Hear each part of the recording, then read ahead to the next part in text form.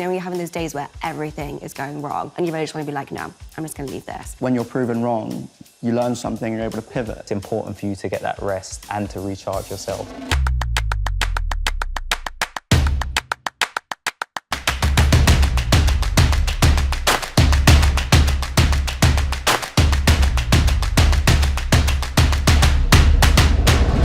Vodafone have invited us to chat about how to grow an online business and how important technology is in that process. So let's see what we've got. I'm Teddy. I'm one of the founders of Perfected. We're Europe's largest matcha brand. We started the business about 4 years ago because my co-founder, Marissa, has ADHD and anxiety, and she couldn't tolerate caffeine from other sources like coffee or energy drinks, and there wasn't matcha available in the UK. So we launched a product that we wanted to be able to consume here, and it took off pretty quickly. Hi, my name is Raphael Sofoluke, founder and CEO of the UK Black Business Show and UK Black Business Week. And the UK Black Business Show was created to inspire and connect Black business owners and professionals. When I launched the show, I was going to a lot of events and I couldn't see Black entrepreneurs, role models, whether it was the audience, the sponsors, the speakers. So I wanted to create a space where the Black community could feel seen and heard. And yeah, it's pretty much grown since then. I'm Nicola. I'm one of the founders of Cliq, or a social networking and community app, and we're all about connecting like-minded people through interest-based communities and in-person events. The idea of Cliq came from a personal problem. I moved to London about 3 years ago now, and when I moved here, I didn't really know anyone, and I wanted to meet new people, and I realised it was so difficult. All the apps out there aren't for meeting people. And at the same time, we noticed this massive rise in communities. So all the run clubs, walk clubs, book clubs, they had nowhere to exist. It was very difficult to find them. So we combined 2 and 2 together and created a social networking app.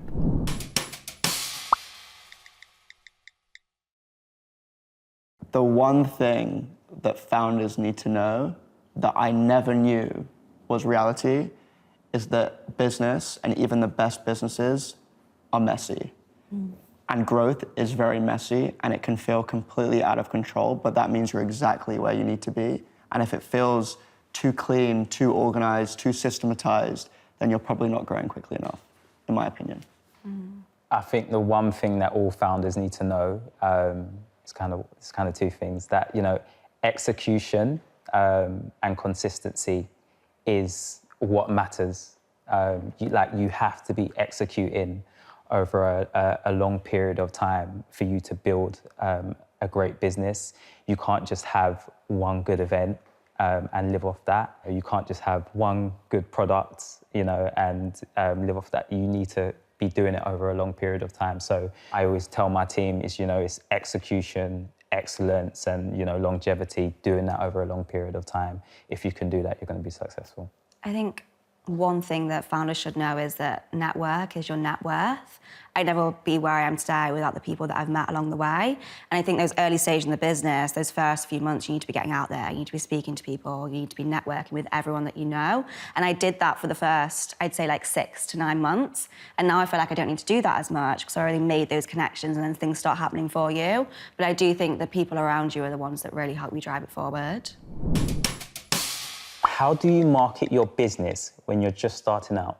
I think you have to be really creative. Even to this day, we've hardly spent a penny on marketing because we've really figured out a strategy of what worked. And for us, it was that thing of how do we get a mass amount of users without spending any money, because we also weren't happy with our product in the beginning. So we didn't want to pump loads of money into marketing when our product wasn't there. So we went after communities that already exist, spoke to them, got them to move over. They brought their users with them. So all the users that we have on the app today have been from pretty much minimal marketing spend. It's from other people doing the work for us. So they're kind of like our ambassadors without us having to pay them. Just because they love us, they love the mission, they love the team so much, they're happy to do that for us. So I think the more people that you can get involved in those early days of helping you to promote it, helping you to shout about it, whatever way, is such a good way to do it without spending money. I think a lot of people are intimidated by influencer marketing and the amount of money that they think you have to spend to market your business. But the way that we think about celebrities is in 3 ways. You can be Kim Kardashian and launch your own brand like she did with Skims.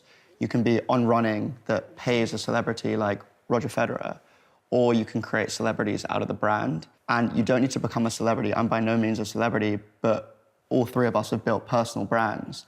And having that reputation within our industry, creating content on topics that we find interesting and that our customers are engaging with, builds a connection between you and a community before you've even launched your product. Everyone has a personal brand. A lot of people say, I find it cringe or I don't have a personal brand. Every single person has a personal brand. It's just whether they choose to curate it. The biggest thing that actually Stephen Bartlett taught us was to get out of our own way. I wasn't creating content and I wasn't building my personal brand because I cared too much about what other people thought about me or would think about me. Don't care or care less, in my opinion. I resonate with that so much because the first business, I didn't have a personal brand. I didn't do any content or anything. And I was so scared of what like my friends would think or people that I knew from school, like really silly things. Now with Cliq, built more of a personal brand and the opportunities that I've had from that have been like incredible. Things that I would have dreamed about when I was building the first business. And it was because I was way too scared of what other people think, which is quite sad, but I think we do live in a world where we are. That's the main thing that pushes us back and holds us back sometimes. Yeah, absolutely. And I've realised that actually people want to hear from the founders and more doors are opened when, for example, the founder is going to speak at an event, maybe a partner's there and they're like, oh, actually, I want to get involved. So that was when I started doing that, I actually saw more opportunities. When I first started out to market my business, it was actually just really, really simple. So I looked at kind of similar communities and I literally just went on Instagram and just followed the people in those communities and hoped they followed back because they were interested in kind of what I was doing. But I utilised the community, so media partners. So we partnered with companies and communities who I didn't have to pay, but they were also aligned to the mission. So yeah, partnering with people who, you know, believe in the same goal and the same mission, who you don't have to pay at the beginning when you don't have money. And then, yeah, just regular posting as well. I think we used to do like quotes, inspirational quotes for Black entrepreneurs and professionals, which drew in the right audience. So yeah, kind of marketing on a budget, really, really cheap. That's how we started off. Also, again, I think we live in a world where we have like millions of people at our fingertips through social media, which you can grow really quickly, organically, if you do put your mind to it. TikTok, Instagram, all the platforms. Like we have so many customers out there that we haven't even met yet, but if we did that one piece of content, it might reach them. So I think a lot of the tools that we have out there allow you to grow really easy in the early days if you do it right. How do you price your services when you're just starting out? I think when you're first starting out, you definitely shouldn't price out of fear. You should price out of value. To give you an example, the same price that we're pricing our sponsors now, our attendees, is not the same as what we was pricing at the beginning because we're giving them bigger value. There's more attendees, there's more eyes. So it's really just understanding, you know, what value are you offering your audience? It's not good enough to say, I booked a venue, for example, for 20K. So for me to make that back, I need to sell £50 tickets to 400 people. You can't price it and then and then your speakers are not good enough, etc. So you really have to understand, you know, what is the value that you're offering to your audience? Will they receive that? And is the tickets, the pricing, does that reflect that? So for me, it's making sure there's value, not pricing out of fear of actually, can I afford this? Because no one cares really. They just look at actually, does this reflect the service that I'm going to get? I think for us, it's a lot of trial and error. I think it's really hard to know when you've never had a business before and you've never done something before. And I always think going higher.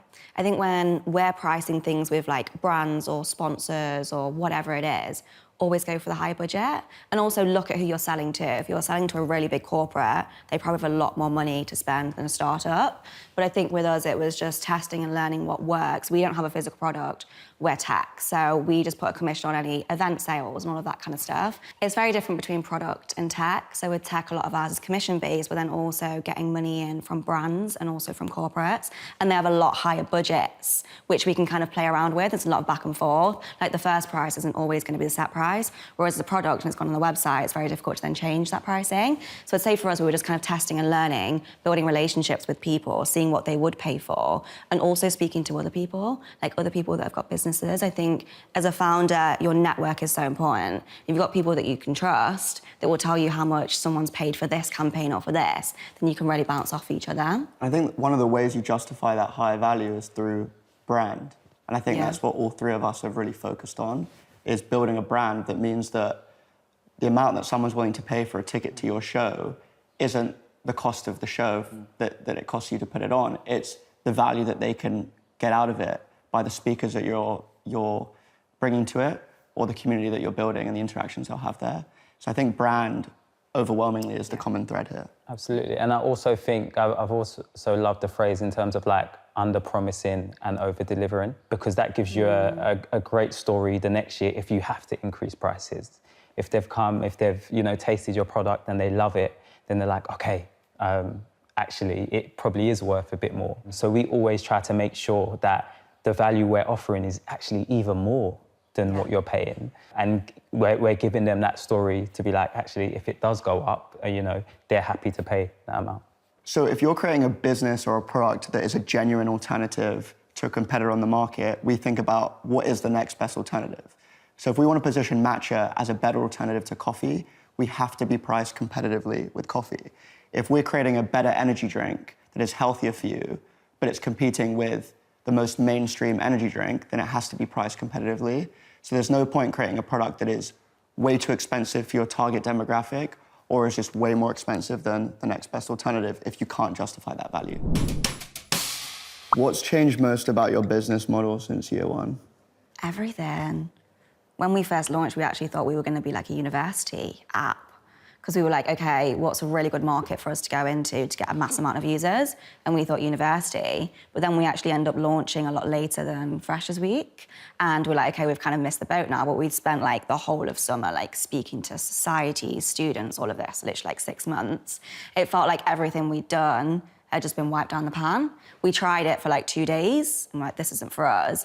And we noticed that the communities that were being started on the app were like students creating run clubs outside of the university, and that's what they were interested in. So we followed that trend to just community first. And I'm so glad that we did it, because now we've done way more than we would have done if we hit the university market. And it's also a lot more exciting, can reach such a broad amount of people. And like, you kind of sometimes don't know what your target audience is gonna be until you get it out there and you see who uses it. And we were so set on university students, and straight away after 2 days, we're like, no, we need to change this. We were the exact same. We were so wrong about our target audience.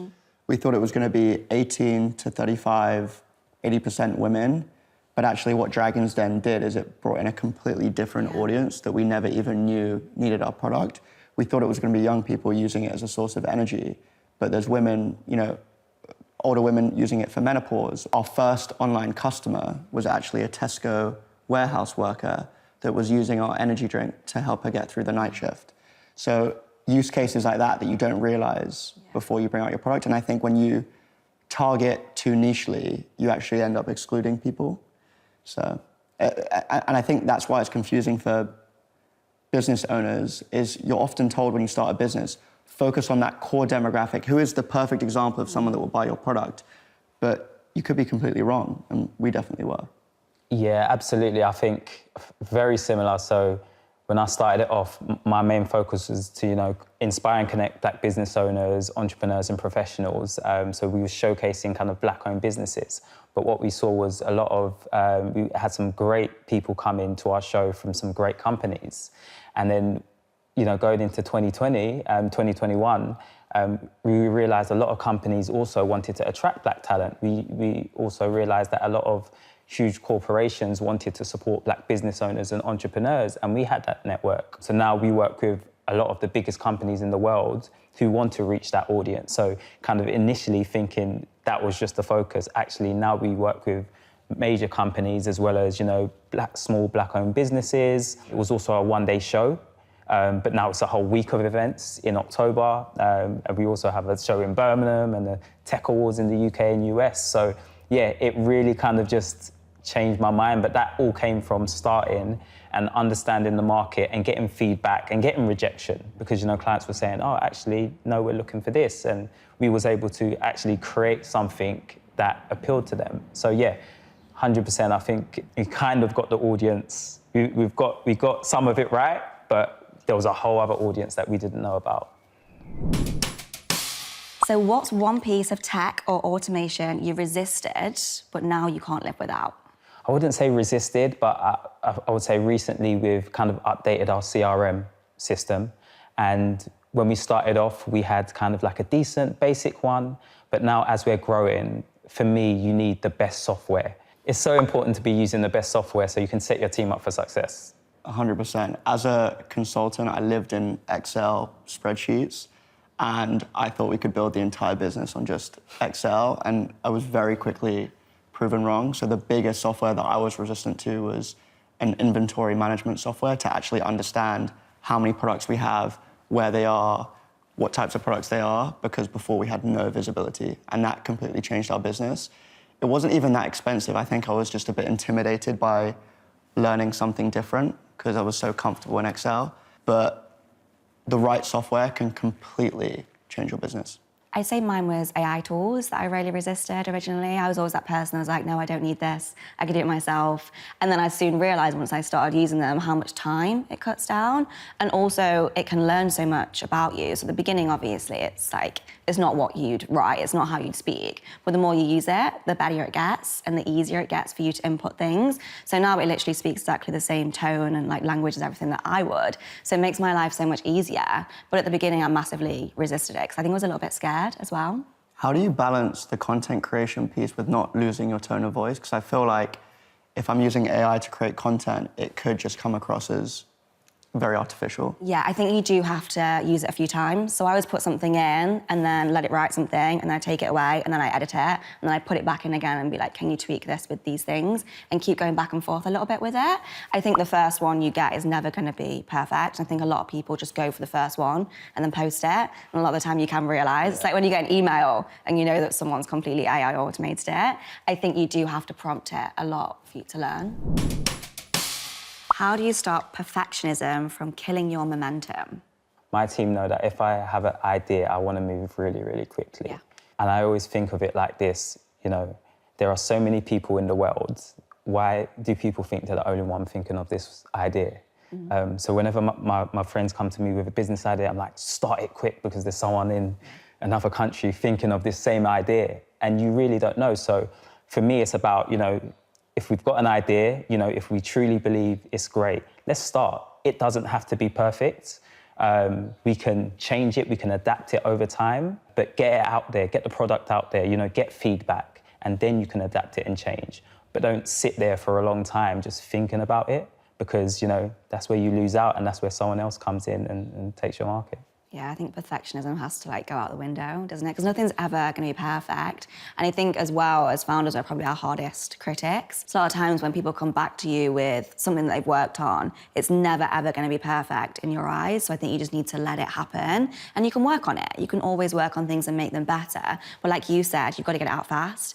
And I think as a founder, like you've got to know when to pivot, when to change things, and you've got to do it instantly if you need to. So that perfectionism, you need to, chuck out the window a little bit. We have a culture test when we're hiring people and we ask them to fill it out. And one of the questions is what is more important? On time but imperfect or late but perfect? And the correct answer for the culture that we're building is on time and imperfect. If you're setting the business show for a certain date, but it's not perfect, so you push it to the next day, well, it doesn't matter. Everyone's bought their tickets for the day before. So for us, perfection is a huge killer of momentum. And I think sometimes you have to trust your gut. A huge issue with perfection that I think founders struggle with is they're constantly looking for validation before they bring a product or a business to market. But you don't need a focus group of thousands of people to tell you it's a good idea if you know in your gut that it's a good idea and you would use the product yourself. Trusting your gut allows you to achieve momentum, but also build something that is valuable to other people. I think if you're like 51% sure of something, you should just go for it, because you're never going to get to 100. You spend so much time waiting to get to 100% that you might as well have done it days before. So I think as long as you know you want to go in that direction, just try it. And also, if it doesn't work out, it's not the end of the world. Like, I always say that to our team, if you try something and it doesn't work out, it doesn't matter. Like, you learn from it, you move on, and we go again. So I think, I love that company culture questionnaire. I think that's so cool. As humans, we just naturally tend to overestimate risk and underestimate opportunity. And I think the best founders find that opportunity, even if it is a slim chance of succeeding. I agree, and even the biggest companies are still not perfect. They're still changing, they're still adapting. So why do you think, as a small business, you're going to be perfect straight away? You're not going to be perfect. It may take another 10 years or 15 years for you to get to exactly where you want. I think in 2023, That was like my first kind of vision of how I saw the UK Black Business Show and Week. That's how I wanted it to look. But it took me so many years to get there, but I had to start. Sometimes you need those years behind your belt. You need that learning experience, that feedback for you to get to that position. But yeah, not starting and waiting for it to be perfect is definitely could kill your dream. I always say that if it is perfect, you're too late. Yeah. You've waited too long. So true. How do you bounce back after a failed launch? I love to use the word, I like pivot. Bounce back as well is great. For me, I've learned so much from, some of my kind of failures, but I use them as learnings. I use them to actually, how can I grow? How can I improve on these things? So you can look at it as a failure, or you can look at it as actually, I've learned this from what I've experienced, and I'm going to change my product and make it, a lot bigger and better. So yeah, it's about having that right mindset. It's about, not giving up and understanding that actually, so many businesses change throughout the years. Some of the most successful businesses that we see now, they've adapted and changed throughout time. Looking at your failures from the right kind of mindset and view. Yeah, I'd say it's about that shift, isn't it, and that mindset. I think in the early days, if someone told me no or they didn't like what I was doing, I'd take it really personally. I'd be like, oh my gosh, this person hates me. Why do they hate what we're doing? Now I've realized that not everyone's gonna like what you're doing, and failure is just inevitable. We're not perfect. We're not gonna do everything in business perfect. So I think it's having that mindset shift of being like, okay, what can I learn from this? What can I do differently next time? And also, how can I bring myself back up from it? I think now I have such a thicker skin because I've been through so many failures and so many hardships. And now if someone says they don't like what we're doing, I'm like, okay, that's great, it's not for you. But in the beginning, it's so hard, and it is that resilience that you have to build up over time. And then you don't start seeing things as failures. You just see them as an obstacle, and it's helping you learn and grow. I completely agree. Failure is feedback, and it's not this end point. Even as I sit in this chair, I'm failing at about 10 different things in my life. I'm failing in relationships, I'm failing at work, I'm failing in leadership, there are so many things that I'm failing at, but that's an opportunity to turn it around and succeed. And to your point about, it's an opportunity to learn. Yeah.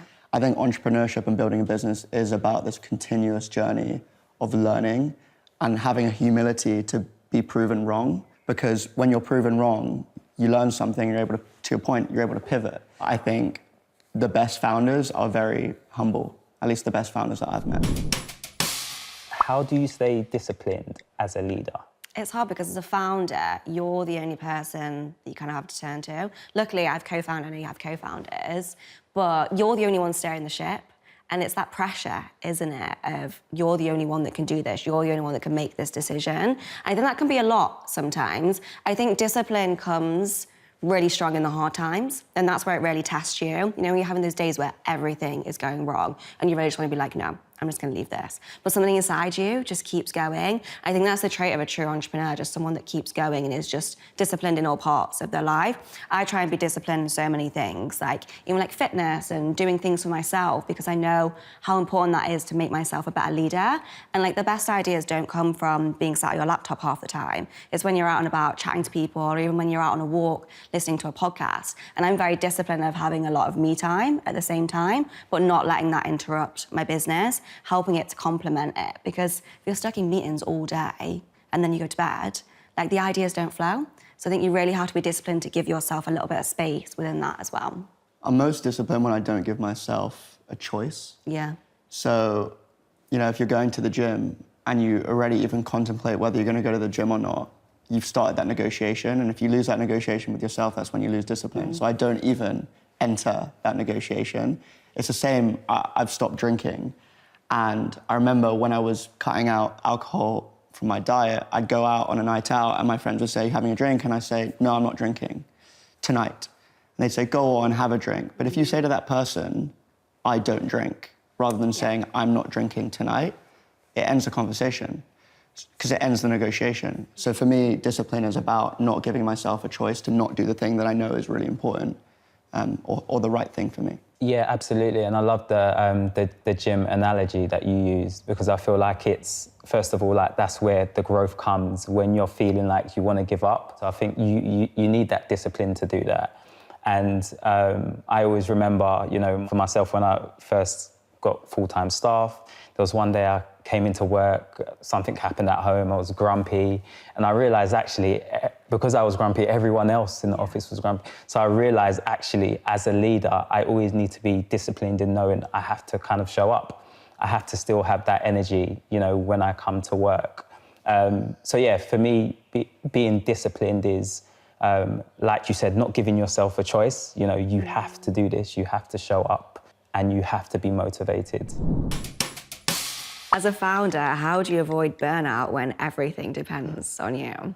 I think you know when you get into the point of burnout. You don't in the beginning. When I had my first business, I probably had it so many different times and didn't even realise. But I think now I'm very cautious to know when I'm getting to that point where you do need a little bit of a switch off and you do need a little bit of break. You can never fully switch off though. And we'll speak about this before, like it's amazing we have everything on our phones, but also the downside of that is that everything's so accessible all the time. So when you're on holiday, wherever you are, you see the emails coming in, you see the DMs, everything, you can never escape.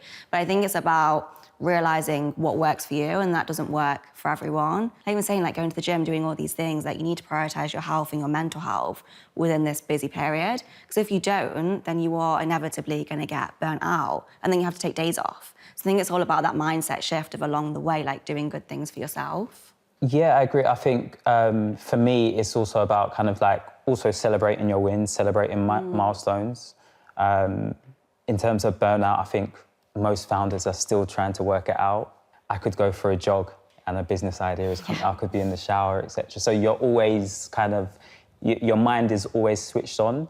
I feel kind of doing things where I can't have like my laptop or my phone, that helps me to kind of take my mind off things. So let's say if I'm in the gym and maybe I've got a PT, so he tells me to put my phone away. Things like that, which kind of force you to relax, I think are great opportunities for you to kind of take some time out and avoid burnout. You need to be in top condition to be able to lead your team.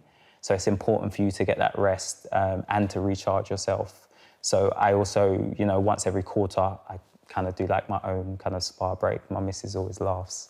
I'm going to have my treatment. But it's, for me, it's important for me to kind of recharge before like the next big event. And yeah, so I've just been really intentional about that recently.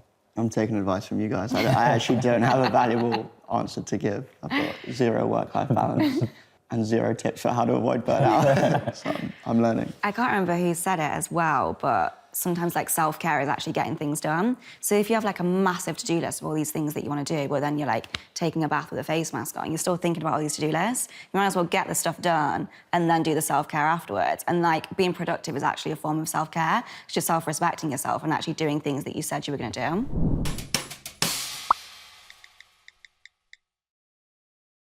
I do think it does change how people see you. And I think especially in the early days when you're building a business, or even now, like you can't be doing everything with your friends, you can't go on these holidays and these nights out, because you need to prioritize your business. And a lot of people didn't get that in the early days. They're like, what do you mean you're not coming to my birthday because you need to do this? But now I think I've got the right people around me that know if I do cancel on something because of the business, they know how much the business means to me and they know it's my baby. But in the beginning, it was really hard for people to get over that hill. I would say maybe at the start, people didn't kind of understand why Raph takes a week to respond to her WhatsApp. Why can't he respond straight away when actually there's so many other things going on, you know, whether it's your family life, your work. So I think, like you said, over time, you find people who understand, you know, some of the challenges that you're going through on a day-to-day basis, so they don't take it personally. But yeah, it's all about kind of having the right circle around you. And actually, as you grow, your circle sometimes changes, you know. When you're in one stage, you require this group of people. When you're in another stage, you might require another group of people. And that doesn't mean that group is not important, but, you know, for yourself and where you're going, actually, maybe you need to be around other people who are like-minded and maybe understand that you're not messaging back. I think that's why it's so important to surround yourself with founders if you're a founder. When I first started my business, I didn't know anyone that had a business. But now I've got so many people around me that are founders that just get it. And if you have to change the plans or if you just want to like talk to them about something, a problem or an idea, they're there for you. Whereas if they're not founders, they kind of don't understand what goes on. They think, oh, 9 to 5, you shut down the laptop and you're done. It's like, no, this is a 24/7 thing. But if you're not founder, you kind of don't really get that.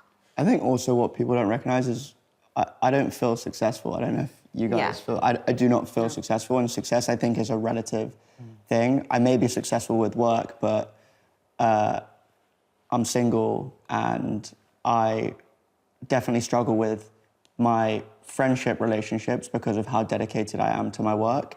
I would probably say it has caused me to lose love in the sense of it has been damaging to relationships. But on the flip side, there are so many new relationships that I've made. I love meeting you guys. I think even just getting an hour deep into your minds where I can understand where your businesses came from or what drives you, what motivates you, so that I can learn. In this time that we've spent together, I found it so much more energizing than, to be honest, spending time with some friends that I've known for 20 years. I think, to be honest, success is so easy for people to say they're not a success, but I think success, other people look at you and you're very successful. But as entrepreneurs, there's always like a next stage that we want to get to. So I think you never really see yourself as successful because you're like, I'm aiming for this next, I want to get to here. But that's why I think it's always good to celebrate your wins. I think, we are successful in doing certain things because we've been able to do things that other people haven't been able to achieve. But I think also as an entrepreneur, it's always good to stay grounded and to be like, actually, there's still a long way to go. I haven't done this yet. And keep on always raising the bar for yourself. I think is extremely important, Yeah, there's no ceiling with entrepreneurship, is there? With jobs, it's like there's only so many promotions you can get. With the entrepreneurship, you can literally do whatever, whenever, because you can pivot so many times, you can grow it so quickly. So there's no ceiling, which is also so exciting, which sometimes makes you feel like you aren't successful yet, because you're not at that end goal. But I always think it's about the journey. Like when you look back, the most exciting parts are the journey. It's not the end destination. I think with entrepreneurship, it's never finished. It's all about those moments you take. I also think what success means to me as a person has evolved over time, right? Success when you're starting a business could look like, I want to hit £1 million of sales in the first 12 months. But then the next part of success could look more impact driven. It could be, I want to inspire 100 people to start their own businesses. And it evolves. So to feel successful is to feel like you've completed what you set out to do. But as an entrepreneur, naturally, there is no end game. Like you can never complete. If you have that burning ambition to build and build and build and get bigger and do things better, then, better is a relative term. Like you can never be the best. Maybe you can at that moment, but there's always going to be someone trying to be better than you at the time, so.